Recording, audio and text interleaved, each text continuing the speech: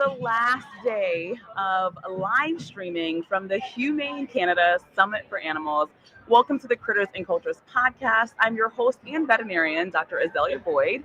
And for those of you that are tuning in for the first time, the Critters and Cultures podcast is a podcast where we explore and meet at the intersection of cultural diversity and the human-animal bond. Sometimes that comes into advocacy and social justice work and celebrating uniqueness and honoring and highlighting cultural differences. So I'm super excited that you guys have been on this journey with us. And I've had an amazing opportunity to interview several guests over the last 2 to 3 days. And today is no different. Today, I have the pleasure of introducing Dillon Dodson. Welcome to the show, Dillon. So glad that we, got to dine last night and have half a glass of wine, right? But welcome to the show. So glad that you're here. So kind. Thank you very much for having me. What an honor. Yeah. All right. So I'm going to go ahead and introduce you. So Dillon is the Director of Social Work at Toronto Humane Society. With 15 years of social work experience, Dillon has built groundbreaking programs that support the wellness of both people and pets. She's been recognized with awards from the Ontario Association of Social Workers and DomesticShelters.org, and even serves on the board of the International Association of Veterinary Social Workers. Dillon's passion for healing and healing power of animals shines through everything she does, and we're so excited to have her here today. Dillon, welcome, welcome, welcome again. I absolutely love the fact that you are a social worker in the animal welfare space. So, a lot of our listeners are animal welfare, vet med, and I would say also like cultural enthusiasts, people that just want to learn. And so it's so important. Social work is becoming a topic that is being more discussed in the industry. Tell me a little bit about you. I have so many, I wish I could take you back with me to the States and have you in the clinic that I work in, because I see so many opportunities for social workers to be in the clinics. But we'll talk about what that looks like and just the importance and how it all ties into the mission of Critters and Cultures. But tell me a little bit about your personal journey, personal and professional. How did you get here? Thank you so much.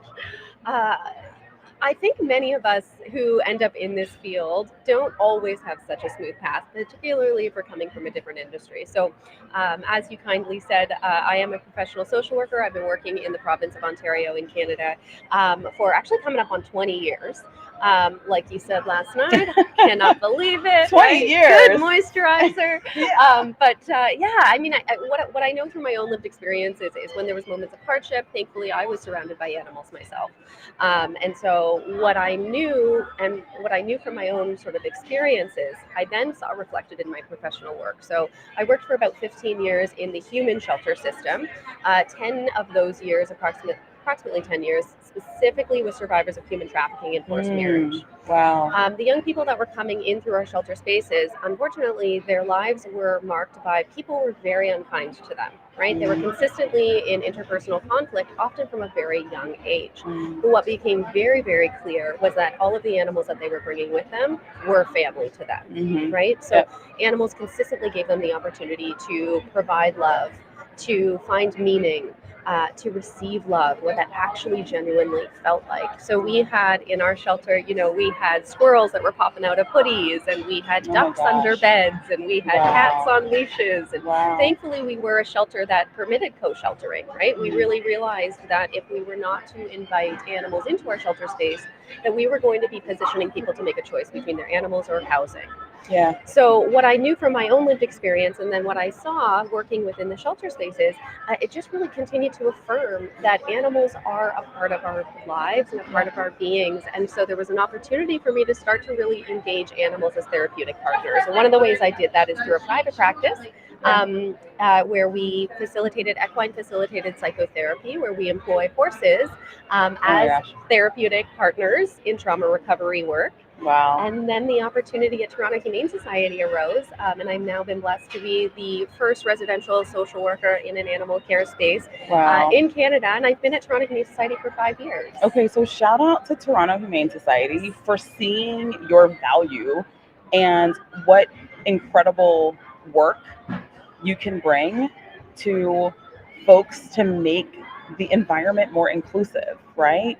So shout out. I mean, you just said a whole lot, so much that we can dig into from just your journey getting there. Where do you see your work being most impactful in the setting that you're in now? 'Cause, Yeah.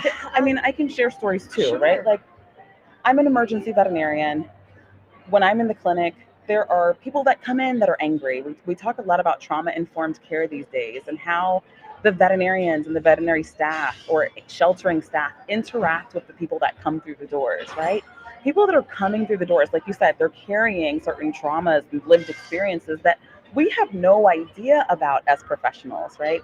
So they may be coming in unhoused, they may be coming in with abuse in the home, right? And it was perfect because you said there is a love there that pets provide to people, this unconditional love. We just got finished watching a kindness talk from Dr. Kwan, and he put us through this exercise. I don't know if you did it, but I closed my eyes and I was just thanking my dog, Doobie. Uh, Doobie from Doobie. Scooby Doo, not any other reason, folks, but I was thanking my dog for just the love that he gives me, right? That unconditional love that he gives, that loyalty, that forgiveness, and just so much. So the goal is to keep people with their pets and to make it a great experience when they walk into places to receive help from their pets or even to adopt an animal that could improve their lives, right? So anyway, I went on a tangent there, but tell me, where do you see your work as a social worker being most beneficial now that you're actually in an animal care facility? Yeah, I mean, I think that there's so much. Well, I guess stepping back, one of the things that we think about at Toronto Humane Society is that we really want to sort of reframe what animal sheltering is, Okay. right? And so historically, animal shelters are best known as a place that you relinquish animals and that you Right. gain a new family Right. member. However, what we're really seeing is that we've been historically missing a whole stream of work, which is really the early intervention and prevention work. How do we keep animals and people together, exactly like you said? And what that means is that it requires us to really look at the systemic issues that are interrupting people's ability to keep animals in their homes. So you mean more so like before people end up relinquishing their pets to the shelter? Exactly. Okay. Exactly. Okay. Yeah, and so that's really a lot of where my work it comes from, is really looking at the barriers. When there is tension in people's relationships with their animals, it's not because of the animal or because of the dynamic. It's because of all of the other complexities that interrupt or challenge their ability to provide the services that they know that they want to be able to provide. Give to me an their example. So, that comes through in a whole host of ways. One of those ways is food insecurity, right? Okay. We know that our communities are faced with particular financial difficulties these days, and people are struggling to put food on their own tables. Right. People will forego feeding their own families in order to feed their animals. And so, one of Right. the services that we've been offering for many, many, many years is our pet food bank. And our pet food bank is low barrier. People can walk in every single And day. grab food. They don't need to provide any information. No tax their documents name, to show that they're in need. Because I feel like not a thing. someone told me that we are. I forgot to mention in the beginning that all the noise is because we're live and it's lunchtime right now at a conference. But one of the conversations that I was having with someone said, in order for people to receive help, they have to show me a tax document. They have to prove that they're making under whatever certain amount of money before they get any of our services. And by the way, that can take time for people. And maybe people with a very high income are just in a really tight spot right now. And so immediately when we spoke, I was like, that's a barrier, right? When we want people to be open to be able to grab food, right? So I absolutely love that. So food insecurities. Can you give me another one? Or what Yeah. about this? A moment that really struck with you, a story that you will never, ever forget that has happened as a social worker in the animal space, animal industry, welfare, be it that or vet med, where you're like, this is going to be my why. This is this, or your aha moment. Like, this is why I'm needed. Yeah. I think about, of course, not just stories, but I think about people's faces. I see them, right? When you've asked me this question, I'm thinking about the family members. I'm thinking about the kids that have come in. One program that we offer is a temporary pet safekeeping program for families. So we provided approximately 750 foster placements for individuals that are experiencing unexpected hardship.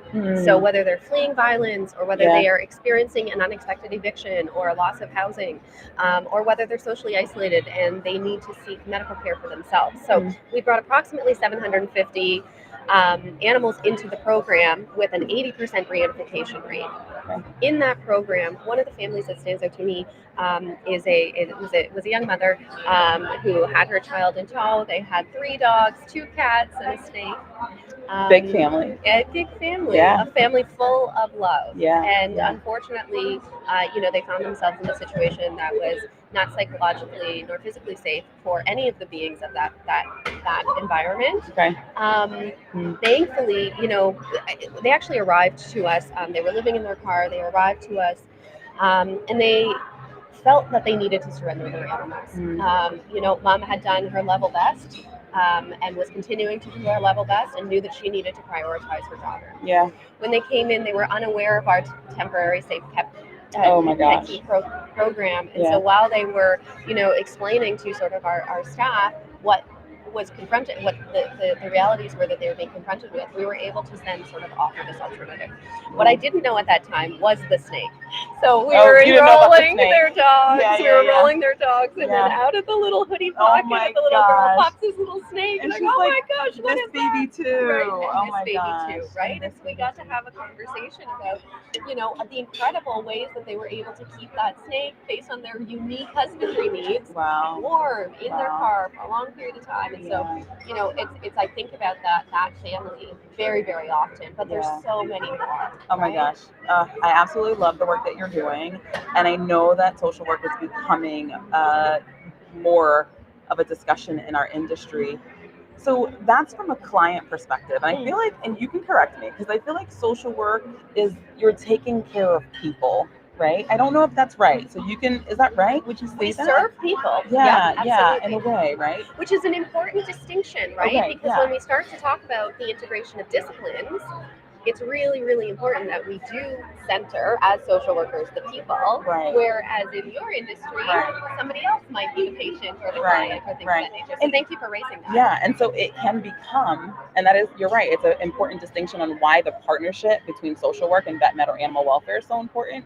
Because a lot of times my colleagues will say, oh my gosh, I got into veterinary medicine for the animals. I've always dreamed of being a veterinarian, all of that. And more specifically, I hate people. Right? And so you can't train someone to like people, right? Some people just innately don't really want to deal much with people, And that is sad, because you have to have that connection with the person in order to help the animal. But I can just think of so many people that could use your support in managing and supporting people and conversations that might be a little bit more emotional, that they don't want to have, that sort of thing. So I think most of us think, like, the stories that you shared are coming more from the client's perspective, but you can also be of service to the professionals as well. Tell me about that. Yeah, that makes me so sad when I hear that story. I'm an animal person, not a people person. I know. And I would argue, that we're all social beings, and we all need to be around and reliant on other people, right? So perhaps the animals are the driving factor. However, there's some pretty beautiful people that come into your clinics, I'm sure, that will change your life, right? And that you're having a big impact on. We do have I am the vice president of the International Association of Veterinary Social Work. Okay. And so there's a few different streams of work that we do as social workers that are embedded in animal care spaces. And one of the things that we do is client-centered, but one of the other things we do that you were asking me very kindly about is the work that we do to help vet med staff stay healthy and well in the industry. We recognize that your industry is a trauma-exposed industry, Yeah. right? Yeah. All of the things that you're encountering, it is an abnormal environment, it is an abnormal experience for humans to be exposed to the difficulties that your industry is exposed to. Yeah. And you get into the industry to help the animals. However, you will also, as you well know, ingest some of the difficulties of Right. this industry. And Right. so a lot of the work that we do is trying to help make sure that there is care and consideration for the health and well-being of individuals that are in this field, whether it's our animal care staff, whether it's our veterinary staff, our medical staff, Yeah. our CSAs, right, our client representatives that receive some of the difficulties and the high emotions that Yeah. pet owners are confronting on their desk, right? So working with moral distress and moral injury, and working with traumatic stress symptoms that arise somatically in our bodies by being in this industry is really critical to staying well and sustained, particularly in this environment when we need more and more staff, because we know that 73% of shelters in the United States are short on veterinarians, Right. and 74% are short on RVTs. Wow. Right? So, Wow. Yeah. Yeah, we need you all to stay healthy Oh my and well, goodness. and Right. So that we can continue to do our work, right? Exactly. Continue to do the good work. So, the Critters and Cultures podcast, we talk a lot about cultural diversity and honoring and highlighting cultural differences. What do you see as the impacts from people from different backgrounds that enter? Anything that comes to mind right away as far as managing maybe different traumas? Like I say a lot, the African American community sometimes, because of the historical distrust of the medical professional, will come in and sometimes not be as trusting to medical professionals, right? Or call, they had animal control called on them and their pet went to the shelter because they were lacking resources for some communities. So how do you see that tying in? And I think that'll sum up our combo, but how do you see that tying in? It's such an important piece, and it aligns so well with social work principles, because we do look at all of those systems that play into what our experiences are in individuals. And unfortunately, we know that we live in a community, better than anybody, that this is an unsafe experience for many people, Right. because of all of the systemic racism and discrimination. And that doesn't just happen in VetMed, right? So the likelihood that you're going to have clients that will come to your space that have experienced that as a service needer that's coming and accessing service, perhaps they've experienced that in the healthcare system, perhaps they've experienced that in the justice system, the housing system, right? And so we do have the opportunity in these moments to either be another system that engages them in a way that is harmful, unintentionally harmful, or overtly harmful, or we have the opportunity to start to do some of that healing, right? To get to be a place that is a space that is mindful of bias and assumptions and what we are carrying, because we are in a position of power, right? When people come to us, we asking are for in help, a position of power. right? They're asking for our help, and they know that they need your expertise. Right. And so what about a position of privilege that we get to stand in? Absolutely. And so how do we meet our clients? Yeah, absolutely. And that's some of the work that we do as social workers, is helping our VetMed staff. You all have your incredible expertise, and we can help you with some of those softer skills or some of those other trainings around sort of equity work. Right. Absolutely beautiful. Dillon, thank you so much. I know we only had about 15-20 minutes for this. You have given us some knowledge, and I absolutely love the work that you're doing. And if there's any way that I can support your work in any way, please let me know. Thank you guys so much for tuning in during your lunch hour. And if you're watching this after, please feel free to add a comment, subscribe on the YouTube channel, and give Dillon's episode a thumbs up, because she is amazing. Thank you so much for joining us today. We have one more, our very last live, coming up in about 5 minutes. And so make sure you tune in. Thanks.